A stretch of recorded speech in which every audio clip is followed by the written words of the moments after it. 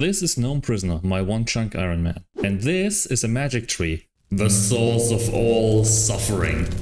And an 87 fletching grind. No matter what happens today, I'm going to roll a chunk that contains this primal evil. But first, a little step back.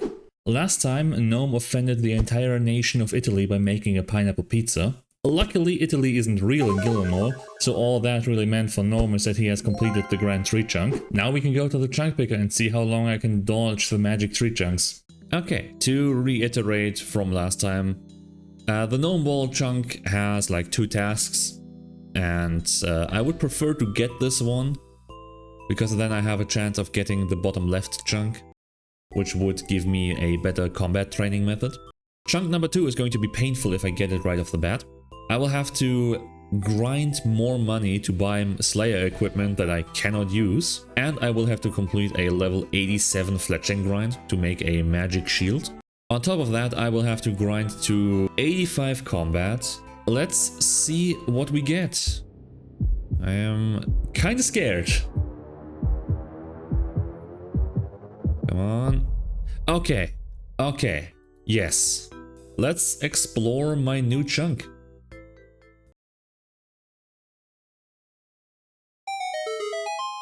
Welcome to the Gnome Ball chunk. As the name suggests, this chunk contains the Gnome Ball field. Here we can play Gnome Ball, one of the oldest minigames released all the way back in 2003. Scoring a goal in this minigame is one of our chunk tasks. In the northeast corner of the chunk is a swamp. This small, foul-smelling area contains spawns for swamp toads and kingworms, both useful items for doing the gnome restaurant minigame. Also, collecting a swamp toad from here is our only other chunk task. Let's quickly knock out these 2 tasks and roll the next chunk. Give me that. Okay, well, let's see if I can figure out how to play Gnome Ball and if I can score a goal. Gnome Ball is a very simple minigame. I get the ball from this guy and then I need to throw it through the goal on the other side of the field. I can throw it from almost anywhere, but my success chance is based on the distance and my range level. And here's the first problem. My range level is 1. I can kinda solve that though. Standing right in front of the goal gives me a decent chance to score even with my terrible range level. I just need to get there, and that's where these guys come in. This is the enemy team, and if I pass by one of these guys and I have the ball in my possession, they will kick my shins and take the ball. This will also deal a moderate amount of damage to me, and this could kill me. I wonder if a hardcore Iron Man ever died to Gnome Ball. Anyway, I can try to get the ball back, but the chance to get it is based on my agility level, which is also 1. So me taking the ball back after losing it is just not happening. Which brings me to the last set of players, the gnomes that are on my team. I can pass the ball to one of those gnomes and they will pass it back to me a few seconds later. With that, the game plan is very clear. I pick up the ball, throw it to my teammates, run as close to the goal as I can get, so that when they pass it back to me I can instantly throw it. And I also have to hope that none of the enemy gnomes are near me when I get the pass, because they can just take it before I can throw it. This process was immensely frustrating, to say the least. I'm right in front of it, give me the ball! This is the worst minigame I've ever played. This is worse than the Gnome Restaurant.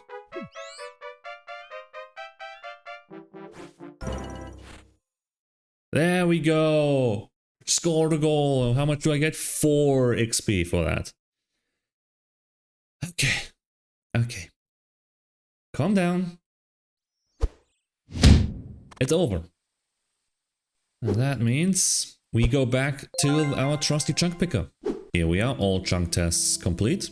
Let's pick the next chunk. Whatever chunk it's going to be, I will have to spend a bit more time. Oh boy, this is a beefy one.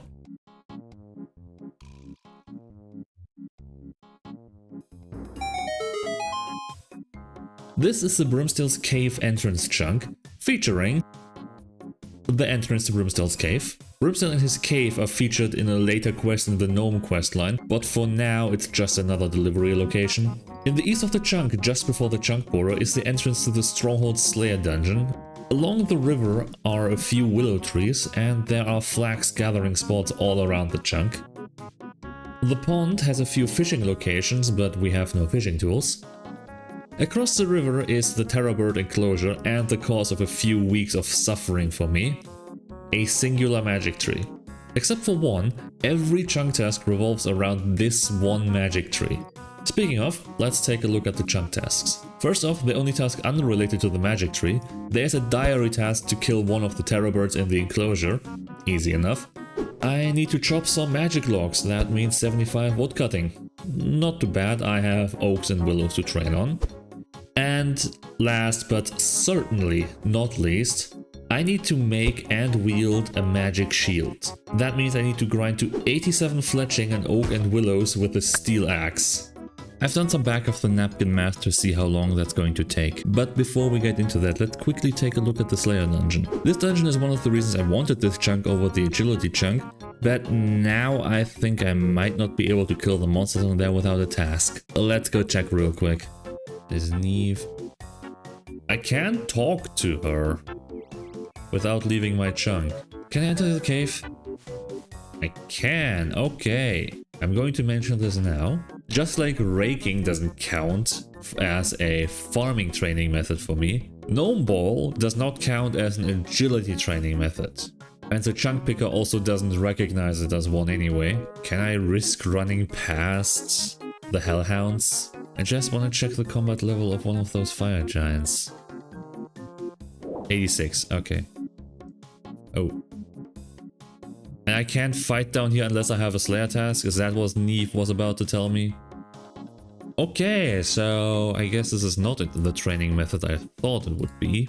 But alright, I guess I better get to woodcutting. One thing that's a little bit annoying is that I have to either fletch and drop it or walk all the way back to the Grand Tree. And here's where the napkin math comes in. I'm going to ignore the part where I still have to do oak bows for fletching and just focus on what comes after. I know that oak all the way to 87 would be faster with my axe, but it's not by much and willow is more AFK. Also, I didn't know about that until I was like 80 woodcutting. Anyway, assuming I'm only doing willows from 35 to 87 fletching, I would need to make about 400 willow short bows and just shy of 95,000 willow long bows. Assuming an 8-minute round trip for every inventory of logs and about 50 hours of pure fletching. If I walk back to the bank every time to store the bows or logs, I estimate the entire grind to take somewhere in the region of 500 hours. If I cut out the walking and just fletch the bows on the spot and then drop them, the time estimate shrinks to about 340-ish hours. The downside of this, of course, is that I then won't have the bows to use or sell in the future. I've considered this for a while, and while I can see this becoming a problem in the future, it is still so far away that I'm not concerned enough to spend another 160 hours on this grind. You've seen the title, you knew this was going to be my decision. So I will be dropping the willow bows, but before we even get to that, I need to get 35 fletching. Let's get woodcutting.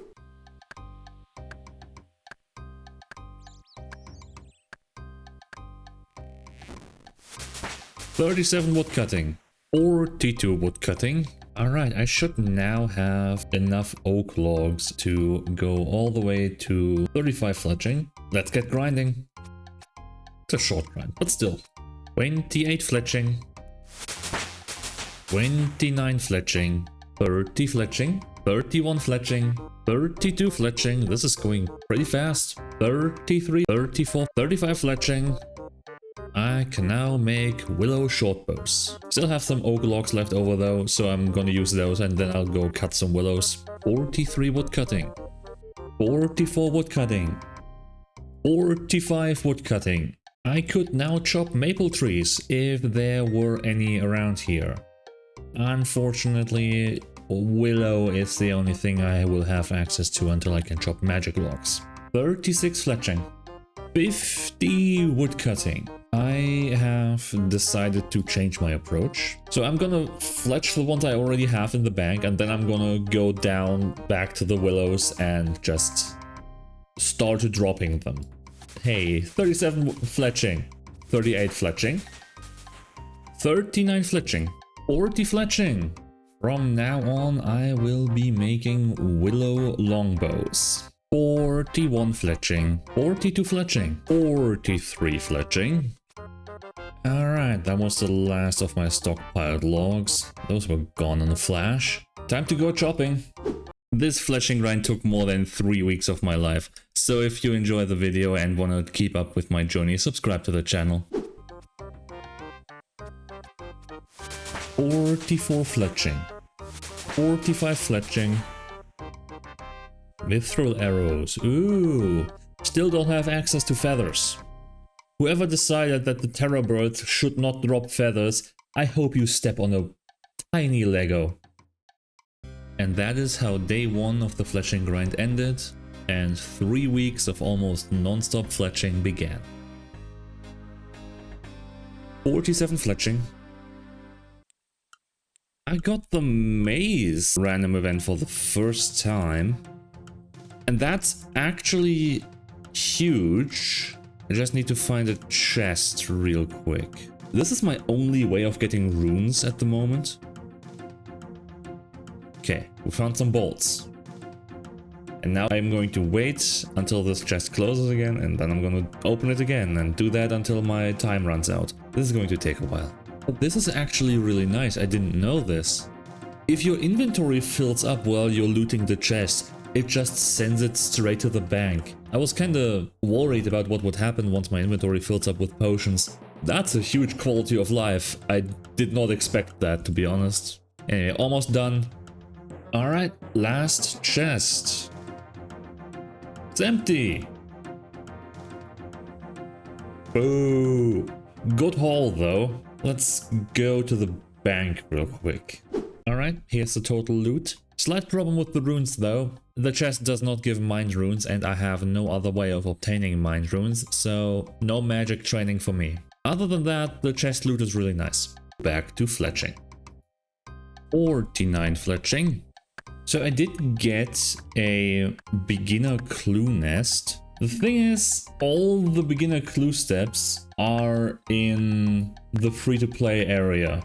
Now seems like a good time to talk about my clue scroll situation.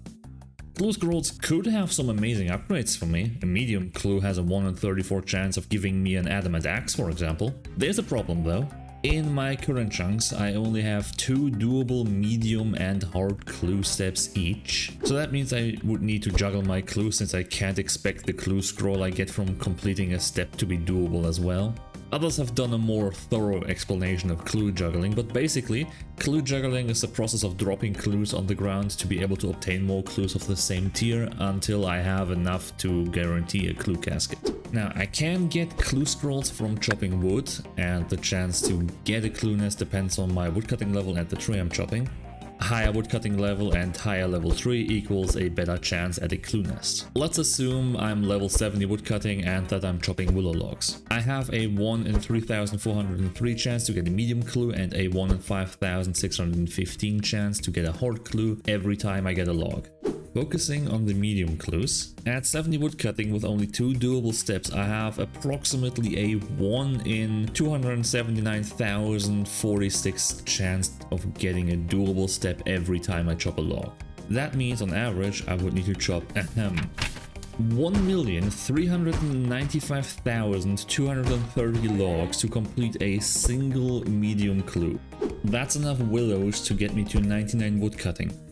4 times. The chance to complete a medium clue during my 95,000 willow grind comes out to be around 0.0029%.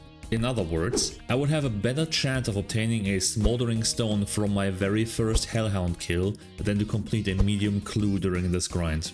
Just getting a single doable clue step during this grind would already be considered extremely lucky. I hope that illustrates why clues are not something worth considering at the moment. 50 fletching.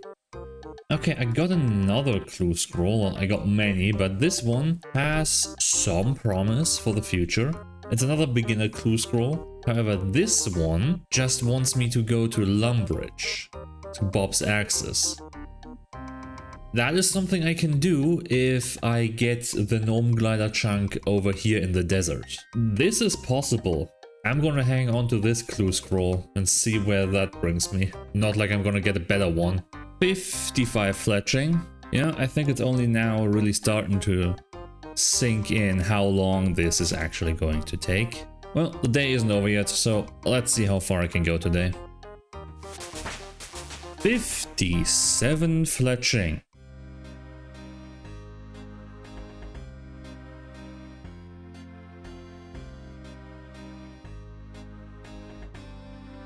$63 fletching. Just to date this recording a little bit, we're about to get a new system update, and this system update is all about run energy. In all scenarios, we now have more run energy. Very nice. 65 fletching. We could now make yew short bows. And just a short trip that way, there is a yew tree, I can see it. But it is not in my chunk. Look at that. It's one tile out of my reach. It is taunting me. I wear the mask to hide the pain of fletching. No one cared who I was till I put on the mask. 66 fletching.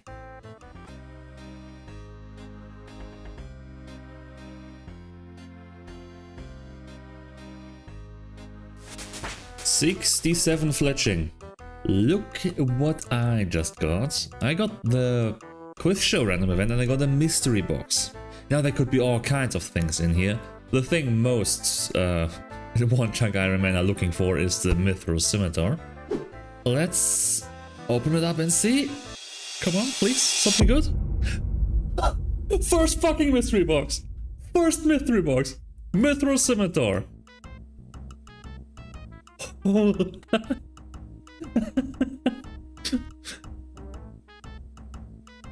Yes! I know I have an Addy two-hander, but that thing is so slow. I think this one is better, unless I'm flinching, but... Yes! Oh, that feels good. Alright, but now I need to get back to woodcutting and fletching. 69 fletching, nice. Nice, nice, nice, nice, nice, nice, nice, nice, nice, nice.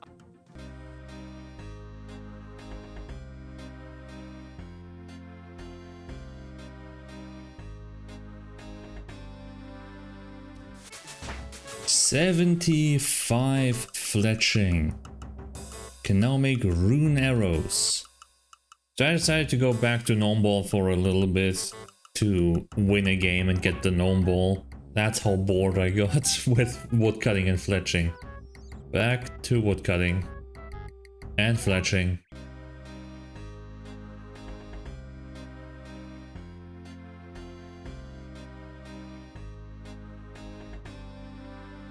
$77 fletching. Remember earlier when I said just getting a single doable clue step during this grind would already be considered extremely lucky? Holy shit, I got a clue I can actually do. I just need to speak to the referee. That's all I have to do. Okay, I would absolutely love to be able to get a completed medium clue before I leave the stronghold. But fate had other plans. Easy come, easy go. I got distracted with something else and missed the despawn timer for the clue scroll I just got. That... I didn't even pick it up once, I dropped it so I could get another medium clue scroll and... well... I just... missed it. I really screwed myself here. 78 fletching. 8 fletching.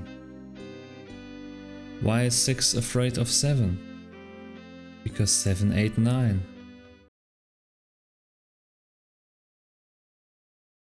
Kill me.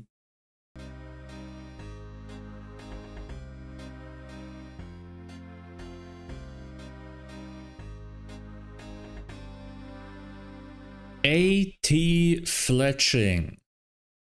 We are halfway there.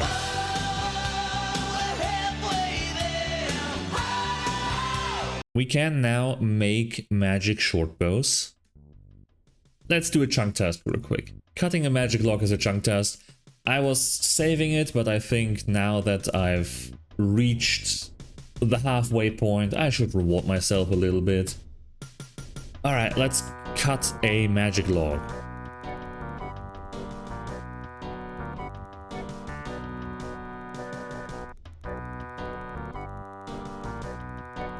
This chunk task really does not want to be completed, huh? Come on, I just need a single magic log.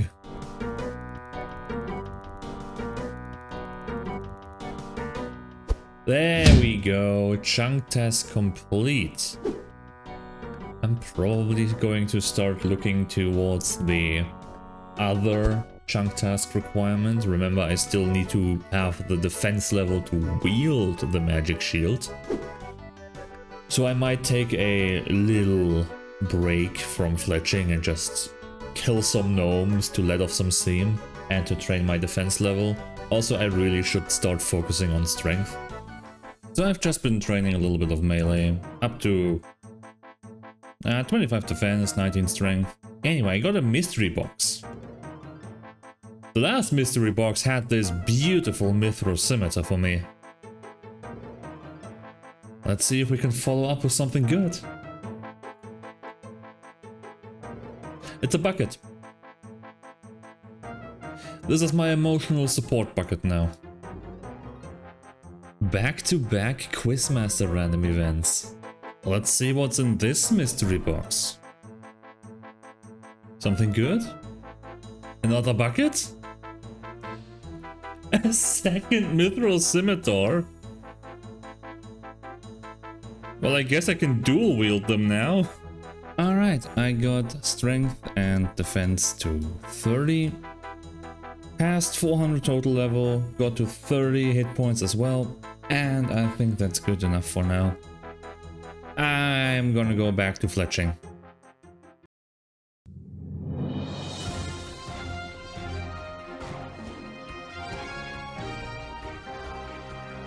Welcome to Gnome News. Today's main story, a masked man wearing camo gear and wielding an axe has appeared near the bridge to the Terror Bird enclosure. We spoke to a local to learn more about this situation. He's completely insane. He just moves between those two trees by the bridge and cuts them down over and over again. Then, at seemingly random points, he pulls out the logs and makes bows out of them. Doesn't even string or store them or anything. He just drops them on the ground and goes back to cutting those same two trees. I just hope he keeps to the trees and doesn't bother us gnomes. You heard it here first, folks. This guy is an absolute madman terrorizing the locals with his antics. In other news, a man wielding a mithril scimitar and wearing the finest gnomish robes has appeared on the first level of the Grand Tree and has slaughtered thousands of gnomes. Officials think this is an ad campaign orchestrated by Rometti, the owner of the fine fashions store.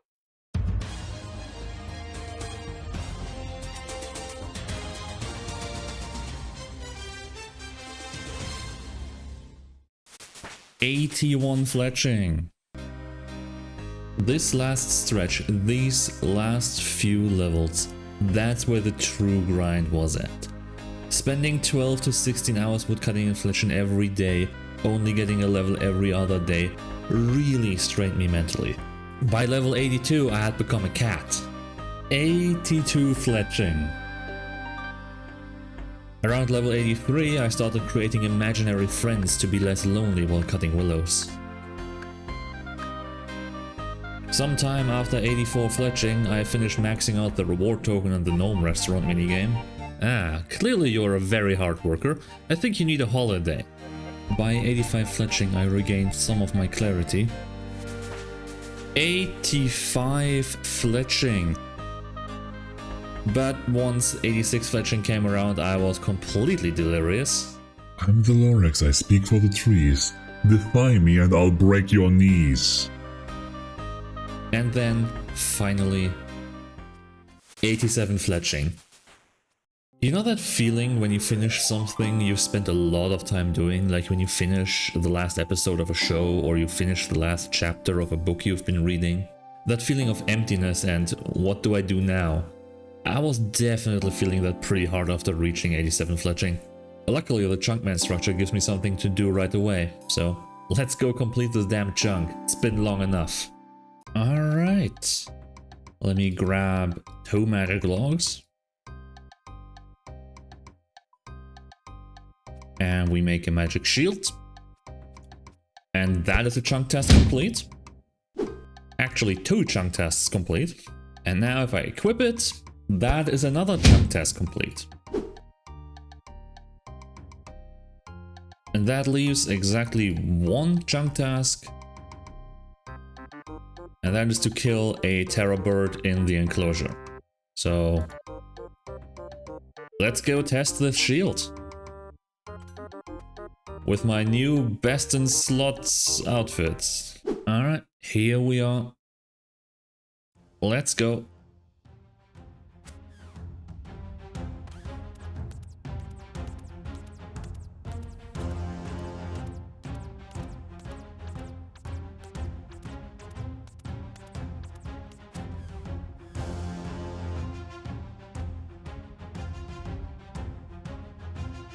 There we go.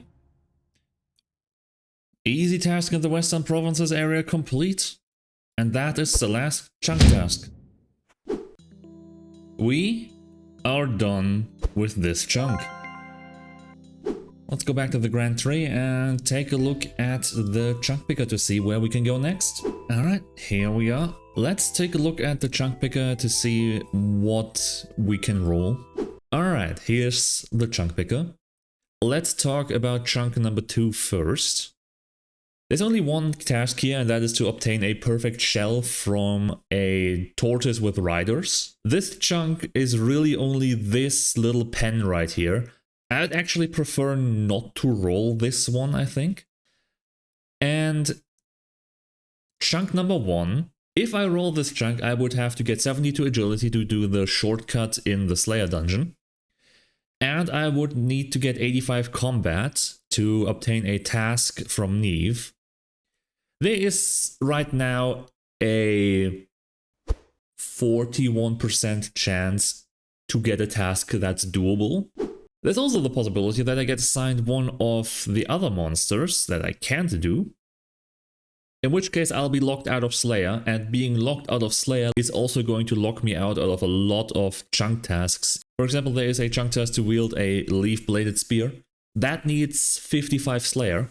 However, we will only roll this next episode. If you want to find out what happens, you have to subscribe and watch the next video. Also, a like would be greatly appreciated, as always. And if you have any questions, feedback, suggestions, leave it down in the comments, alright? See you next time!